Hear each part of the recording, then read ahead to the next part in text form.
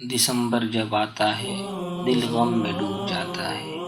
16 دسمبر پاکستان کے دو لخت ہونے کی یاد دلاتا ہے۔ پاکستان کی تقسیم سینے میں اس چبھن کی مانند ہے کہ نہ نکالی جا سکتی ہے اور نہ ہی رکھی جا سکتی ہے۔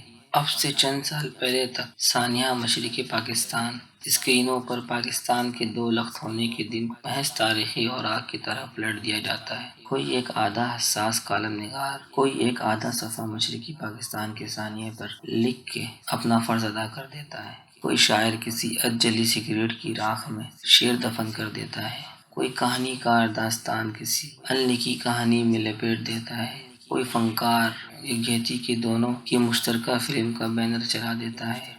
گلوکار شہناز بیگم کی شہنائی سی آواز میں سونی دھرتی کا لوہا پڑھ دیتا ہے۔ ان گزرے 50 برسوں میں کھوئی ہوئی ریاست میں صرف کچھ اوراق ہی ملتے ہیں جو باقی بچ جانے والی قوموں کو جھنجھوڑ کے بتاتے ہیں کہ یہ عمارت بھی کبھی عظیم تھی۔ سانحے اچانک نہیں ہوتے بلکہ زمانے پرورش کرتے ہیں، لیکن اگر سانحے دبا دیے جائیں تو اکثر ہو جایا کرتے ہیں۔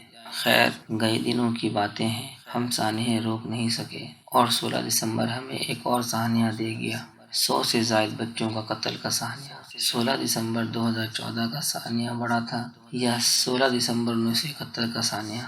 یہ فیصلہ کم از کم مجھ سے آج تک نہیں ہوا۔ سقوط ڈھاکہ منائیں یا سانحہ APS؟ دھرتی اجڑنے کا غم بڑا ہے یا ماؤں کی گود اجڑنے کا دکھ؟ یہ سانحہ بھی اچانک نہیں ہوا اور وہ سانحہ بھی۔ 16 دسمبر کی تاریخ دہشت گردوں نے منتخب کیوں کی؟ شاید اس لیے کہ ہم اس سانحے پر سانحہ برداشت کر سکتے ہیں، یا اس لیے کہ مستقبل کے قتل کو ماضی کی قربان گاہ میں تلاش لیں۔